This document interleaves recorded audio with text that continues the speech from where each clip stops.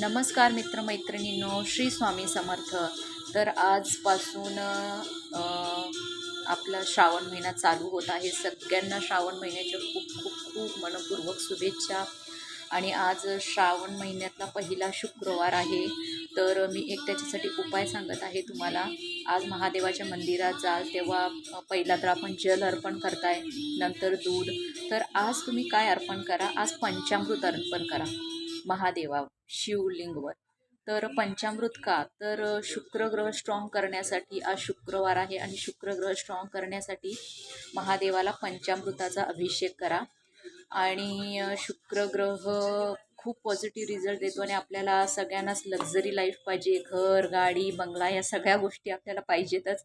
त्यामुळे शुक्रग्रहाला प्रसन्न करून घेणं खूप गरजेचं आहे. तर आज श्रावणमधला पहिला शुक्रवार आहे आणि तुम्ही महादेवाला पंचामृताचा अभिषेक करा. पंचामृत सगळ्यांना माहीत आहे कसं बनवायचं. दूध, दही, साखर, तूप आणि मध, हे झालं 5 मिश्रण. ह्याचं पंचामृत तयार करा आणि महादेवावर अर्पण करा आणि शुक्रग्रहाला प्रसन्न करून घ्या. श्री स्वामी समर्थ.